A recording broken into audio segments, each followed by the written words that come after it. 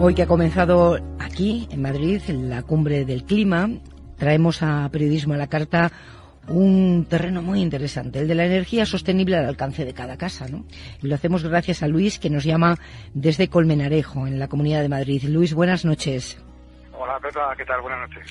Tú nos has llamado porque en tu casa, que es una vivienda unifamiliar, tienes una instalación fotovoltaica que te permite autoabastecerte, o casi. Cuéntanos, ¿cómo funciona el sistema que tú tienes? Bueno, pues yo tengo una instalación de paneles solares que no tengo almacenamiento con baterías, y entonces, mientras está produciendo energía durante el día, me sirve para mi propio consumo, y luego lo que me sobra, porque durante el día, los días soleados, me sobra mucha energía, eso lo vierto a la red. Y luego, sin embargo, pues por la noche, cuando no tengo sol, consumo energía de la red. Y bueno, y esta me las cobran las compañías. O sea, tú viertes energía a la red que no te pagan, eso es. Así es. Y consumes por la noche energía que sí pagas. Tal cual.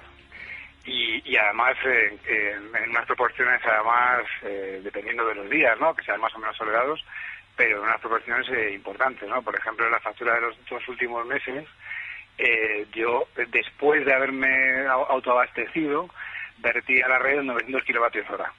Y por la noche consumí 400, ¿no? En esos 2 meses, ¿no? Es decir, que tengo un saldo a favor de 500 kilovatios, ¿no?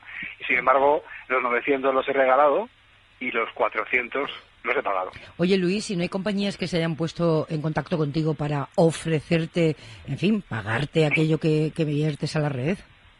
Sí, bueno, no se han puesto en contacto conmigo, pero sí que en las últimas semanas, porque desde que se aprobó esto de la compensación simplificada por un Real Decreto, ¿no?, en abril, las compañías deberían empezar a haber compensado la energía, ¿no? Pero no se han puesto en contacto conmigo, pero han empezado a hacer ofertas y me parece que son un poco desequilibradas, ¿no? En el sentido de que lo que yo pago a 0,15 céntimos el kilovatio, pues las compañías en sus mejores ofertas ofrecen la tercera parte, ¿no?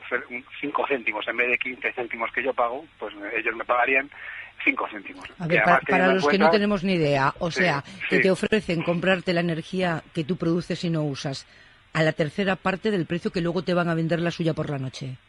¿Eso es así? Por la noche, por el día, porque además la luz que yo consumo durante el día es cara. Todos sabemos que las tarifas por la noche, las tarifas son más económicas, ¿no? Porque hay menos demanda. Entonces, cuando yo estoy produciendo precisamente por el día, que es la luz más cara, pues pretenden comprarme la energía a 5 céntimos. Y lo cierto es que esa energía, y según yo la abierto a la red, se la venden a mi vecino inmediatamente. Es decir, ¿al triple? Casa de mi vecino, se la venden al triple, ya. Tal cual. ¿Cuánto te costó la instalación, Luis? Pues mira, me costó 8.000 euros.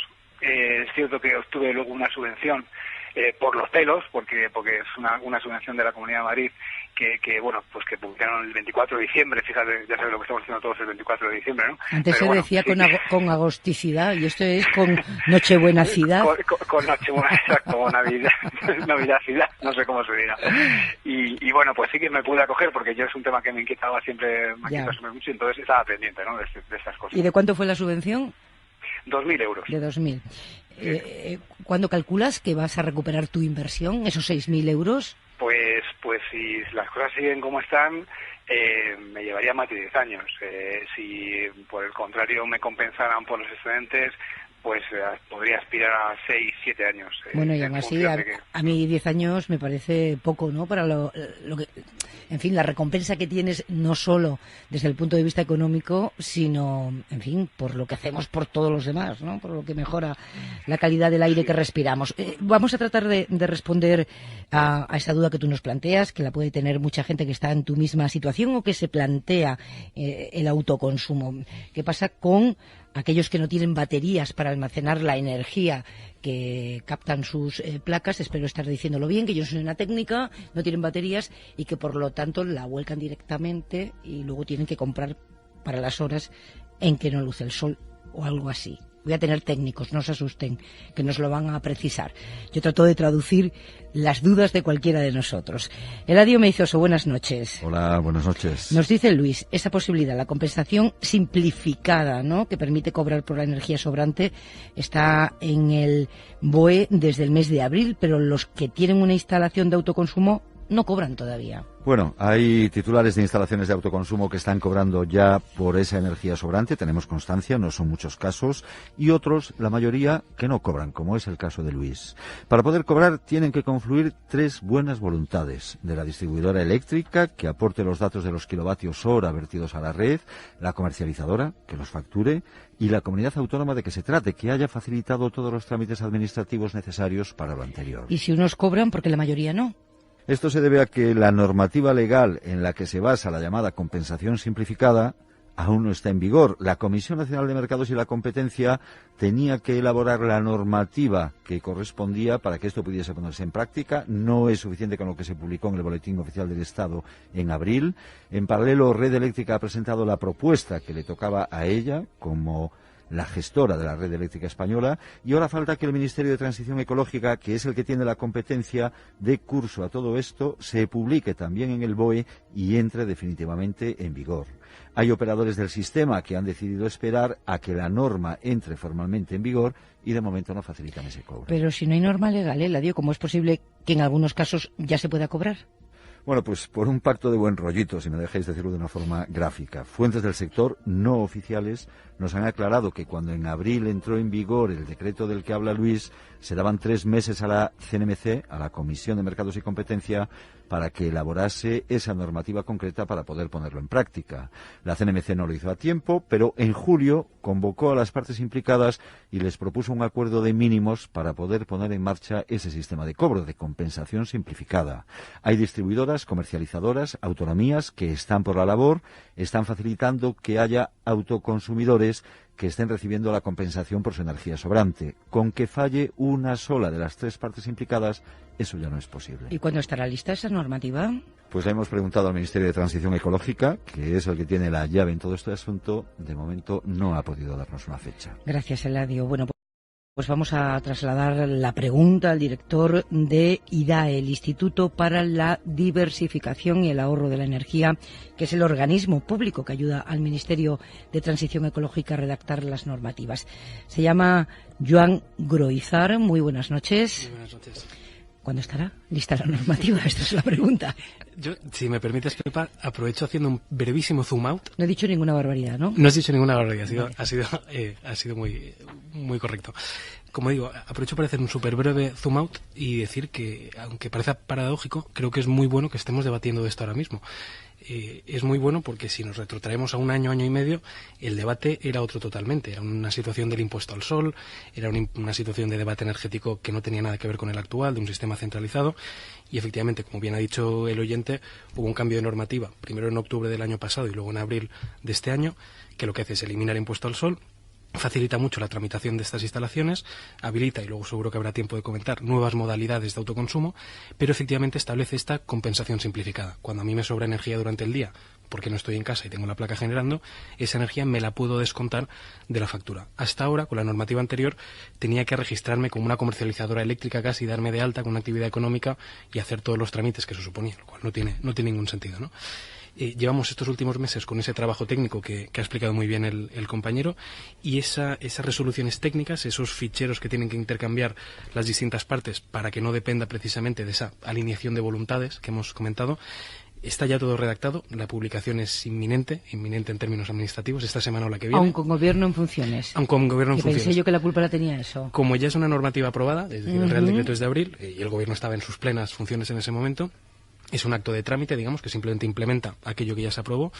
Por tanto, a finales de esta semana, la que viene, como mucho, podemos ver esto en el Boletín Oficial del Estado, y luego ya el tiempo mínimo de adaptación de las propias empresas de sus mecanismos técnicos.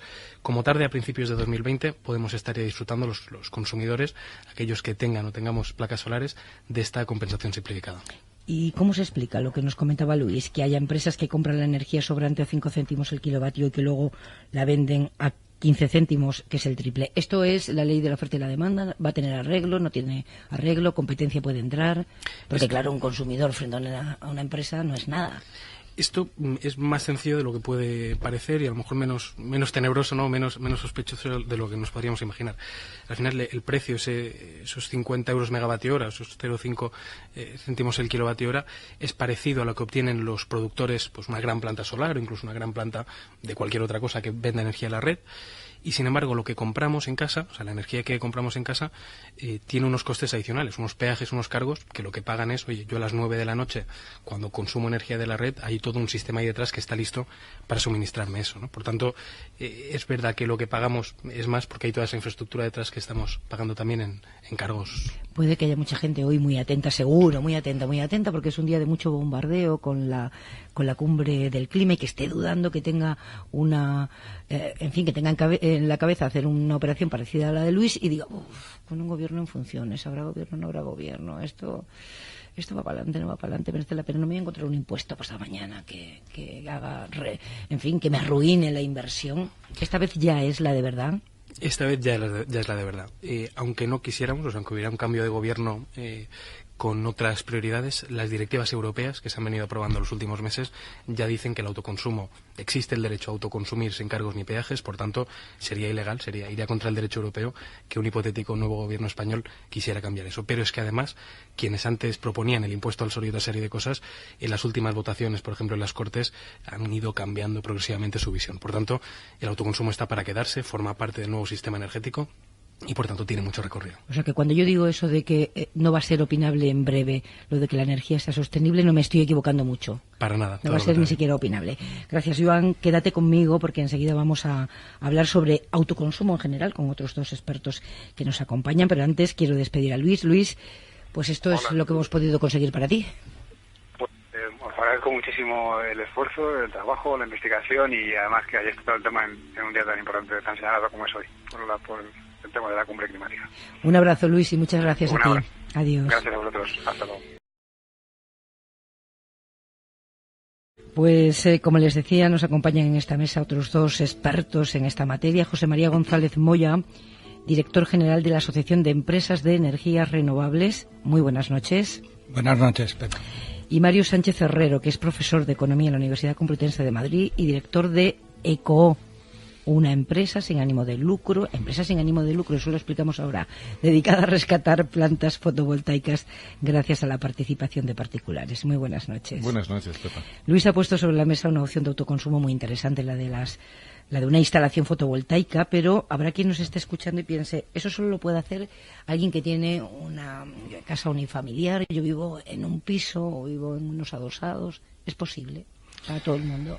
Es posible. La verdad es que la normativa, lo comentaba antes Joan, ha cambiado drásticamente en los últimos tiempos, sobre todo el año pasado y desde el mes de abril, y existen muchas figuras dentro de la normativa que nos permiten hacer eso. Digamos, podemos ser bien un particular con una casita individual o un unifamiliar, o bien comunidades, digamos, comunidades de vecinos en un mismo elemento vertical, o incluso vamos más allá. Podríamos hablar algo parecido como a comunidades energéticas, el que nos podemos aprovechar, por ejemplo, si enfrente de nuestra casa tuviéramos un polideportivo o cualquier instalación que podría ser objeto de una instalación de autoconsumo, podríamos intercambiar energía y saldos de energía con esa instalación. O sea, la normativa es muy buena, es muy ambiciosa y nos permite multitud de modalidades como para que todo esto despegue. ¿Y esto cuánto puede costar? ¿Podemos, Mario, poner un ejemplo práctico para que los oyentes se hagan una idea? Yo sé que la casuística es enorme y hacer, en fin, una media debe ser difícil, pero así como nos quejamos del recibo de la luz mes a mes, luego somos muy cortoplacistas para hacer una inversión, ¿no? Sí, a mí me gusta poner un ejemplo de una instalación fotovoltaica tipo que puede costar 4.000, 5.000 euros para una vivienda unifamiliar, que esa inversión, incluso con estas diferencias de precios que nos contaba el oyente, se pueda recuperar la inversión en 8 o 9 años, pero como es una instalación que va a durar 30, digo que me gusta poner el ejemplo de, es como si nos compráramos una casa y la pusiéramos en alquiler, la pagáramos solamente en 8 o 9 años y nos siguiera proporcionando rentas de alquiler durante los 21 años siguientes. Si a alguien le propusieran ese negocio inmobiliario, lo firmaría ahora mismo. Pues si esos números salen positivos en una vivienda unifamiliar, todavía pueden salir mucho más positivos en una vivienda colectiva, en el que el porcentaje de electricidad autoconsumida, es decir, esa electricidad que de otra manera pagarías a la compañía eléctrica por esos 15 céntimos de euro el kilovatio hora, ese porcentaje, o sea, la electricidad autoconsumida de una instalación colectiva, el porcentaje es mucho mayor. Por lo tanto, el ahorro de 15 céntimos es mucho mayor que en una vivienda unifamiliar en la que nosotros nos vamos por la mañana de nuestra casa a nuestros trabajos, a nuestras cosas, la planta está produciendo y nosotros no estamos en casa para consumir. En una vivienda, en un edificio colectivo en el que la potencia que se monta en el tejado es pequeña en relación al consumo, el porcentaje de autoconsumo es mayor y por lo tanto los números salen incluso más interesantes. Y esa es una iniciativa que tienen que tomar las comunidades de vecinos, de un bloque de viviendas, por ejemplo. Sí, pero nos confirmará Joan, que es el mayor experto mundial en este tipo de normativa, con que la tercera parte de los vecinos esté de acuerdo, ya pueden montar una instalación. ¿Con la tercera parte? Sí, hay que convencer nada más que a 2 o 3 muy convencidos y muy comprometidos con el medio ambiente, pero o comprometidos con el ahorro económico, que pueden ser las dos cosas. Con convencer a esa tercera parte de los vecinos ya tienes montada tu instalación fotovoltaica. O sea, más fácil que poner un ascensor, casi, Joan. Casi. Sí, ¿no? Y existen ayudas autonómicas, le he escuchado decir a Luis. Eso existe en todas las comunidades, existen también estatales. Hay que darse prisa porque ahora estamos con la novedad y se van a acabar. ¿Cómo está regulado eso? Hay todo tipo. Bueno, lo primero, como comentaba muy bien Mario, el autoconsumo ya es rentable. Y sobre todo es rentable si usas la energía durante el día. Es decir, es rentable para un chalet, para una comunidad de pisos, pero sobre todo para una empresa, que al final funciona durante las horas diarias, es muy, muy rentable. Pero luego además tienes opciones, ¿no? Tienes opciones de financiación, es decir, la nueva normativa lo que ha facilitado es que te pueda venir tu comercializadora o tu empresa instaladora eléctrica de toda la vida o una entidad bancaria, por ejemplo, y te financia, es decir, adelantan ellos la inversión y tú lo que vas pagando es el propio ahorro en la factura de la luz. O sea, tú como consumidor casi ni te enteras, solo que vas ahorrando un poco y además contribuyes a generar renovables. O sea, todo eso ya sin empezar a entrar a ayudas públicas, ¿no? Pero luego aún así, como es nuevo, como todavía hay que acostumbrarse, efectivamente las comunidades autónomas sobre todo van sacando líneas de ayuda. Pero casi más interesante, tenemos también desgravaciones fiscales en el IRPF, por ejemplo, la declaración de la renta. En 7 de las comunidades autónomas tienen desgravaciones ligadas a la vivienda habitual, es decir, quien ponga placas en su casa, para entendernos, puede desgravar entre un 5, un 10, incluso un 50% en algunas comunidades. Y luego también el IBI, o sea, el impuesto sobre bienes inmuebles que pagamos en casa, pagamos al ayuntamiento. Una estadística, de las casi 80 ciudades de más de 100.000 habitantes, el 60% de ellas tiene una bonificación sobre el impuesto de bienes inmuebles para quien ponga placas solares. Es decir, quien viva en Barcelona, Bilbao, Sevilla, Madrid, Palma, Santa Cruz, por decir algunas, sí, puede ahorrarse una parte del impuesto de bienes inmuebles que paga cada año al ayuntamiento si apuesta por poner placas solares. Entonces, si ya es rentable de por sí y además te ahorras una parte de impuestos, con más razón, más rentable todavía sale. Mario, tú diriges una empresa, lo hemos dicho al principio, que lo que hace es rescatar plantas fotovoltaicas gracias a la participación de particulares. Tengo puesto aquí, ¿eso qué es? ¿Cómo funciona? Sí, se entiende fácil.